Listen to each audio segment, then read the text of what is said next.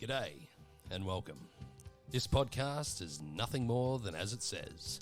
Three blokes sharing their love of whiskey, having a laugh, and most importantly, having a crack. So grab your glass, your favourite whiskey, and kick back and enjoy our podcast. Please remember to not drink and drive, over 18s only, and as always, know your limits and drink responsibly. Remember, alcohol should be enjoyed and appreciated, never abused. Now, time to kick off the pod. Ladies and gentlemen, this is the main event of the evening.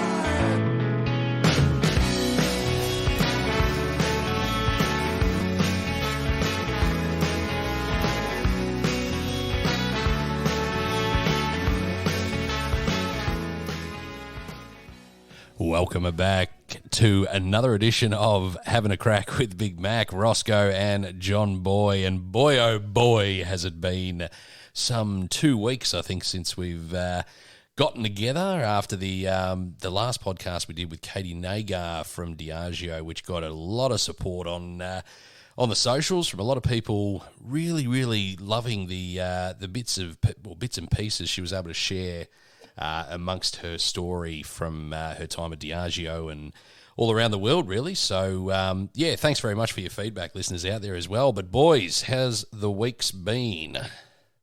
Yeah, the week's been interesting. A few little things going on. Yeah? Yeah. What are these little things, mate? Oh, I mean, had to get a few stumps fixed in the house. So, had a mate come over, fix them up, Which mate was this?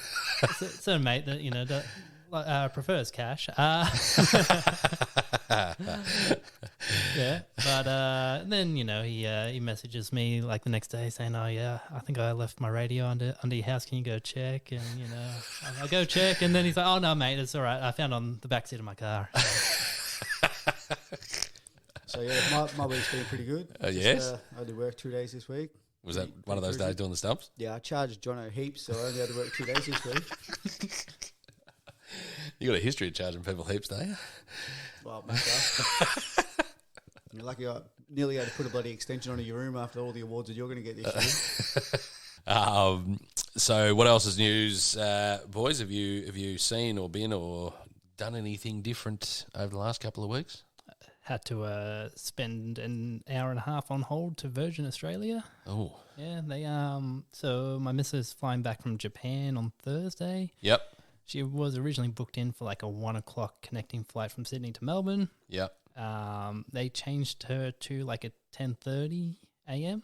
Oh, and without her knowing? Oh, they just cancelled her original flight, changed her, and they're like, "All right, you're on this flight now." And based on when she's actually landing in Sydney, there is absolutely no chance of her making it to that flight.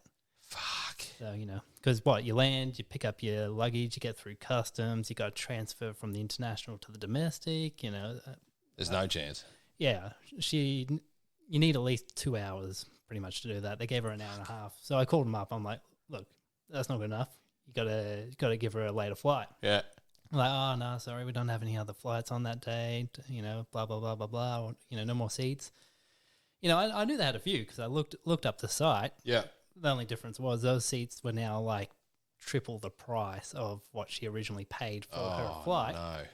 So they're trying to, say, oh, you can just cancel your flight and then rebook. And I'm like, no, we're not doing that. They're the idiots that bloody moved the flight in the first place, so Yeah. they should be able to move it to another one and not wear any cost. Yeah, you would have thought. After them, trying this on about 3 times, I mean, like, no, this is your problem. You messed this up. Yeah. You gotta fix it. Eventually, I thought, oh, well, actually, we got one seat on the 12 o'clock. Is that fine? I'm like, yes, that's fine. Why did you lead with that one? Yeah.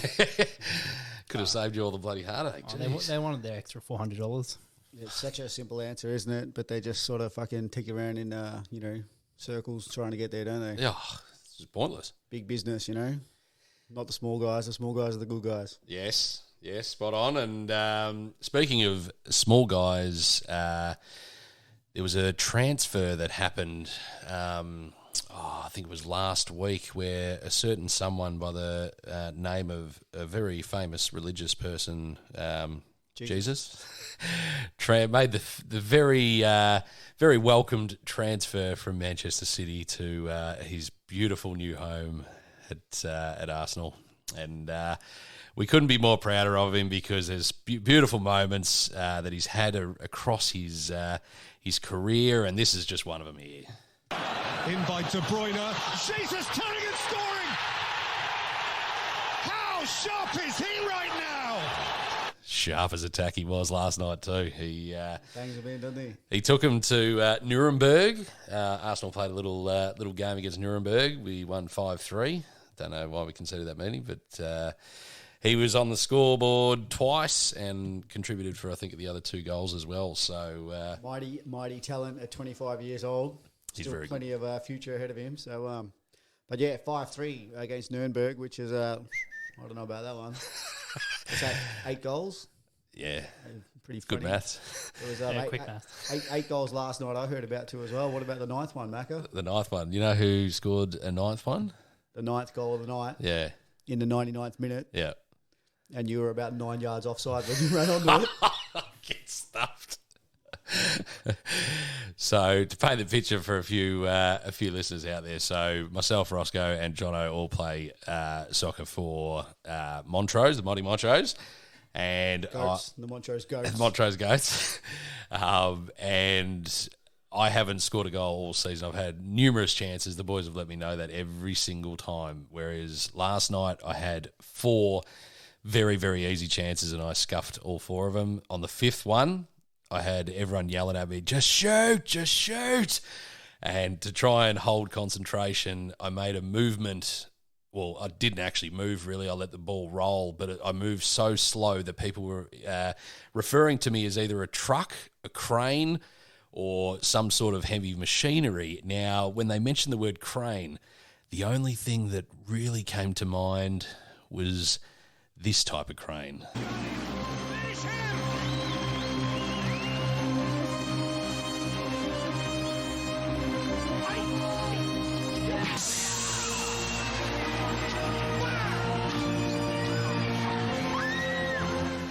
And that right there was Daniel LaRusso with the fucking crane kick to seal the victory against Johnny Lawrence right there. And that was exactly like it was last night, just getting that 9th goal. It sounded more like the bloody never-ending story to me. Well, it's 80s, 90s. So. You got the music from the never-ending story there for us? Bloody hell. I've never heard a more boring story in my life. It was just a goal, man. Oh, get stuffed. How many did you score? I didn't get any. No. I gave you a pre-assist. Oh, so now we're counting pre-assists. No, I threw the ball onto your head, Nackers. I set it up perfectly for you. All you had to do was just get your big old noggin up there, and you just flicked it on the back post. You got the pre-pre. It all counts as a pre-assist, mate. Yes, it does. Yes, it does. But some really, really good news during the week. I think it was the Melbourne-based distillery, who we've referred to a couple of times on the podcast, in Starwood Distillery, achieved some really, really big milestone awards as well, which was being awarded the most awarded distillery for 2022 at the San Francisco Awards, which is a very, very prestigious achievement to achieve. So well done to the guys at Starwood. You've worked your backsides off for many, many years, and now it's all starting to pay off for you. So congratulations and well done.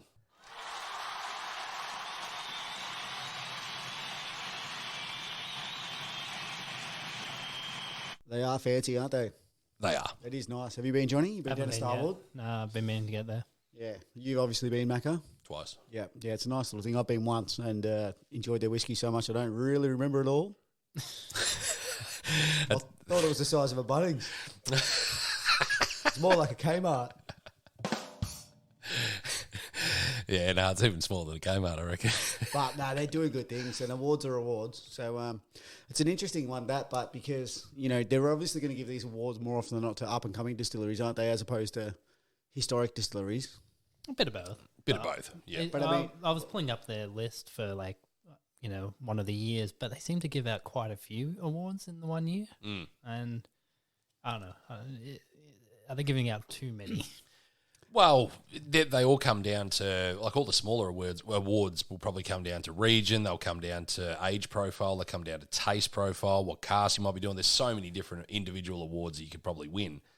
They were just fortunate enough to rack up, I think, 12 in total or something like that, I think it was. So they got awarded the best distillery award because they got the most awards, not because their distillery is the best. I think they won that too, though. That's what I thought. And that's the point that I was saying is maybe more often than not that you're going to get a new distillery that's going to win that award year on year because you're always going to promote a new distillery as opposed to, you know what I mean, you're not going to give it to your historic distilleries.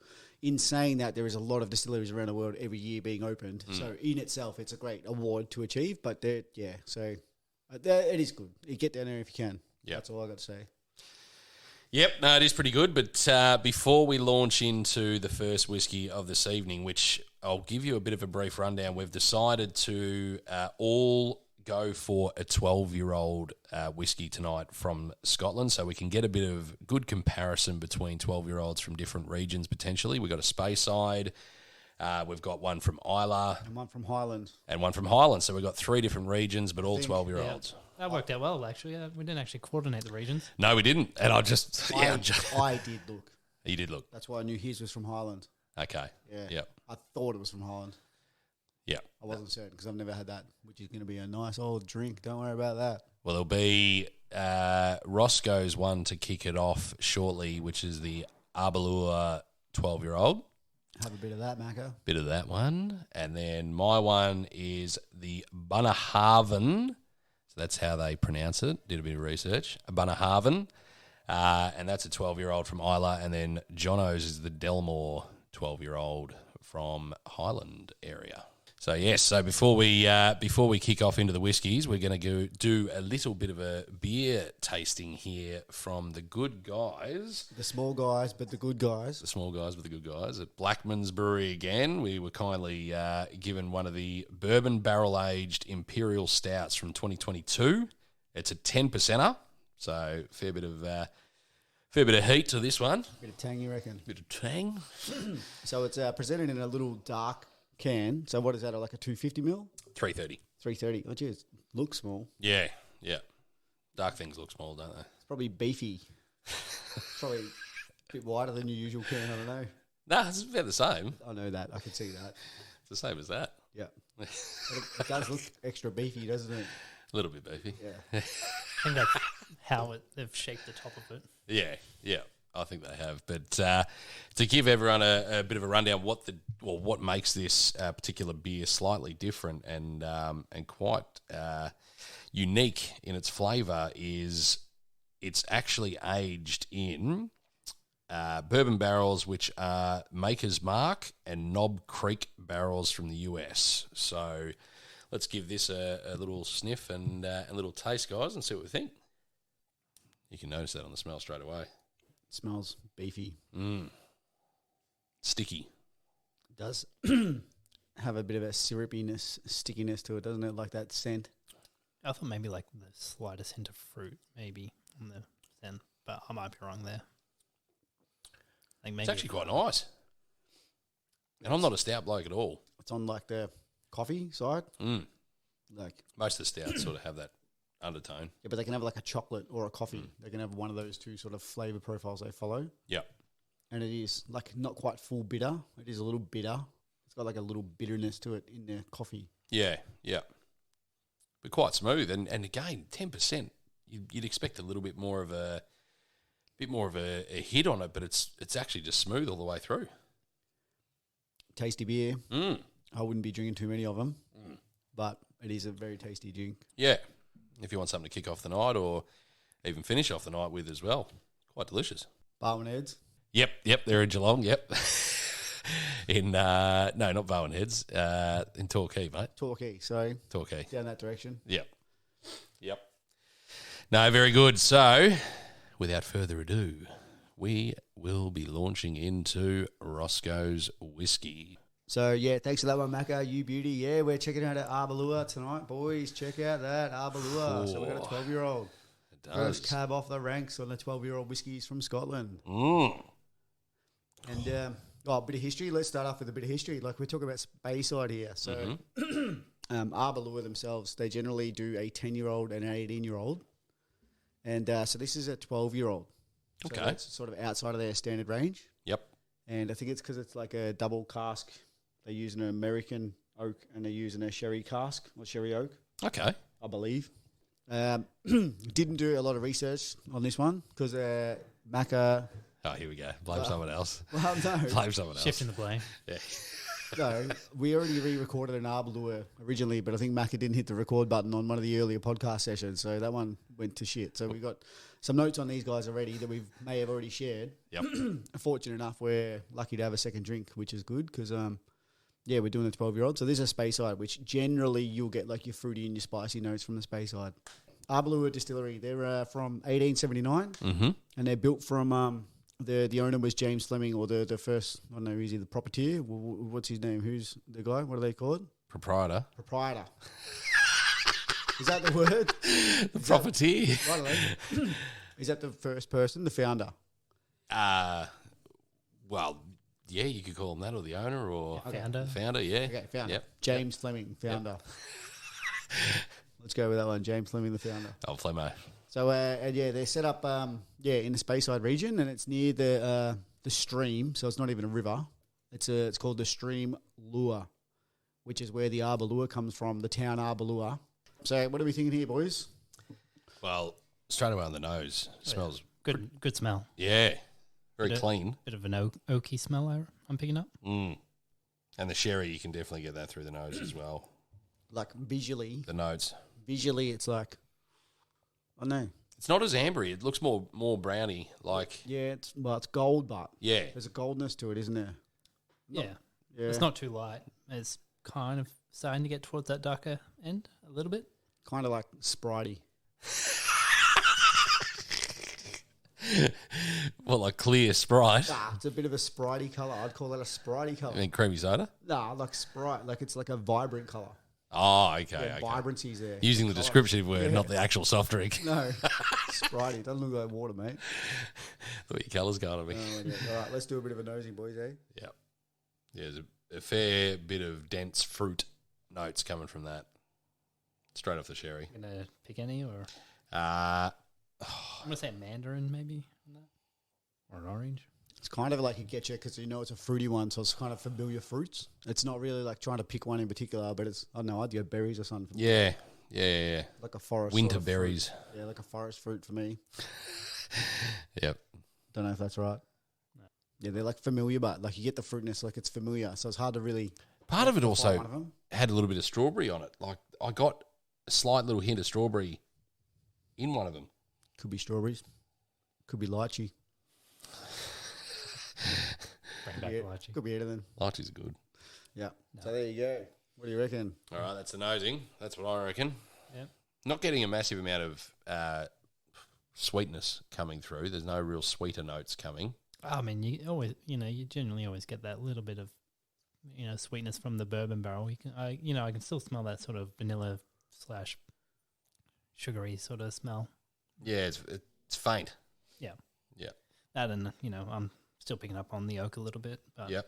Definitely got the oak on the nose. And as soon as you taste it, you'll get the oak as well. Give that a bell. It finishes with like an oakiness to it. Definitely. Yeah.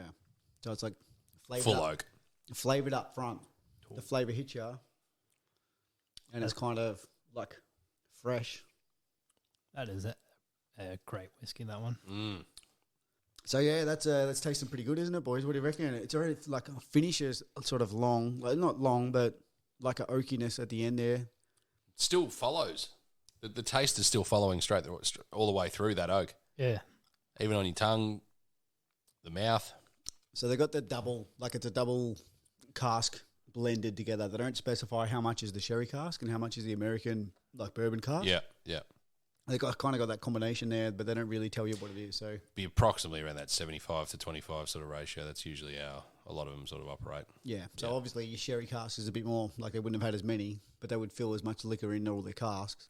They would have more American oak casks, so they would blend 75 it up. for them, Yeah, yeah. maybe I don't know where they work it out, but then they obviously just blend it back down to 40%. So it's only a 40%, which it tastes pretty good for a 40%. Well, it's got a bit of flavour in it. Yep. That one's really good. Even without ice or anything, it goes down smooth.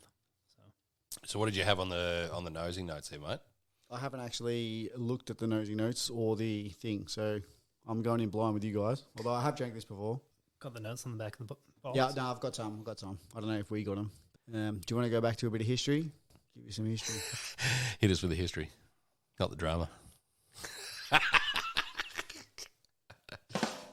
Yeah, the Aberlour generally being that it's in the Speyside there, you sort of think this will be in the like exotic fruits, sort of got those spices. It's not a really heavily spiced drink, is it? But the thing that they have this one is they've got the pear-shaped stills on the top of the still, and there's what they don't have, which is interesting, is they have no reflux bowels in their neck. Yep. Of their line arm.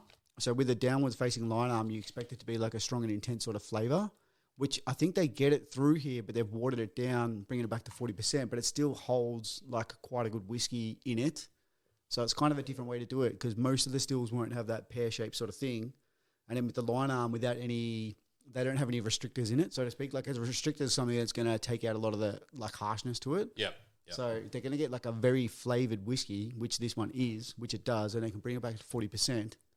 So you can still drink it and enjoy it with a lot of flavour still. So Okay. I think this meets more like almost a bit higher sort of percentage alcohol is the way that they're distilling it. Does that make sense? Yeah. So the process that they're doing is unique to their distillery, and that's why it's giving off the flavours that it does. Yeah, well, obviously being in the Speyside region there. So, yeah. Yep. Let's go through the nosing notes there. Johnny, what have you got on there?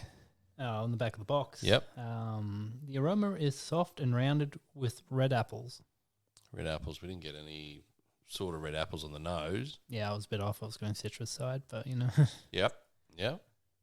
Taste is sherried with chocolate, toffee, cinnamon, and ginger.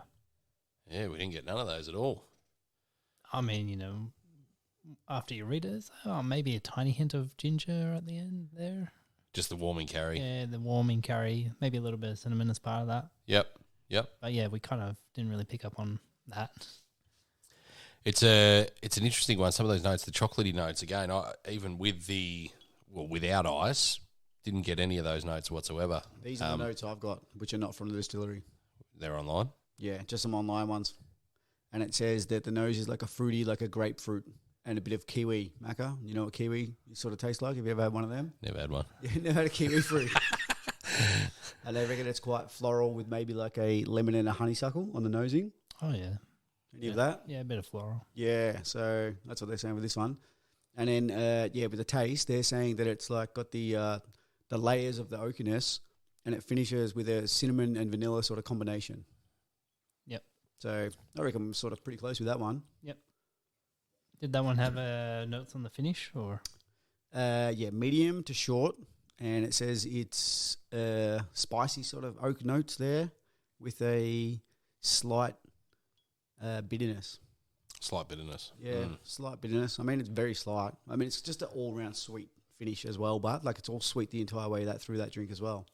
It's sweetened up now. I've added the ice.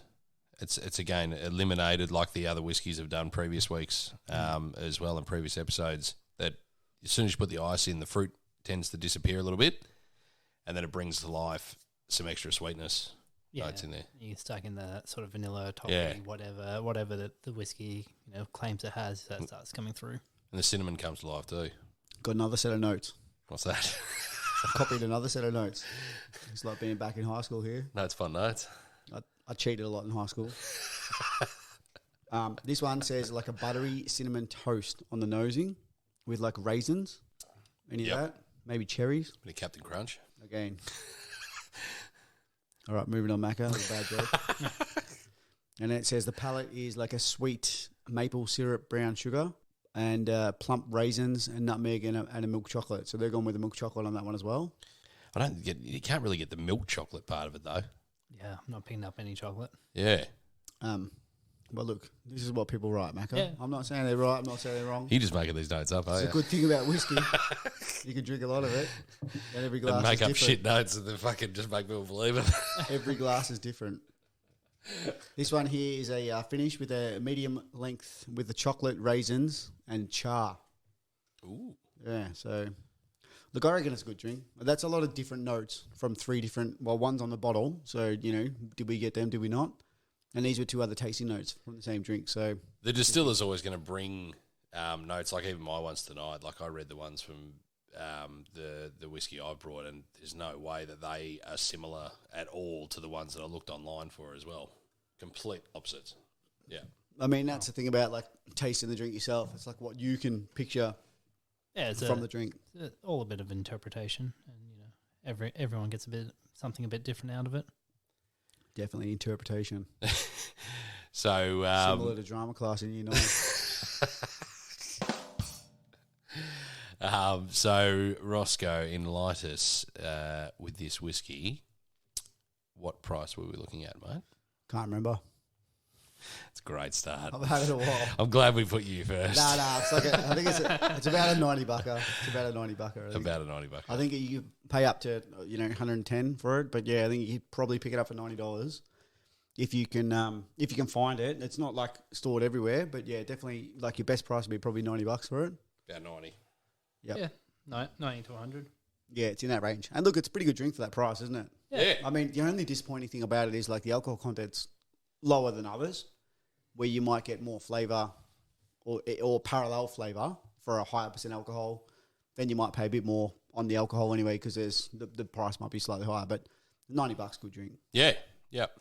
Aberlour do good drinks, and we're keen to try that one that I brought last week that we didn't get a chance to drink because I bought 2. The Abuna. Yeah, so that's another one that they have like a sort of an exclusive range from those guys. So hopefully we can taste test that one hopefully soon. But remember that was like a 61% or something.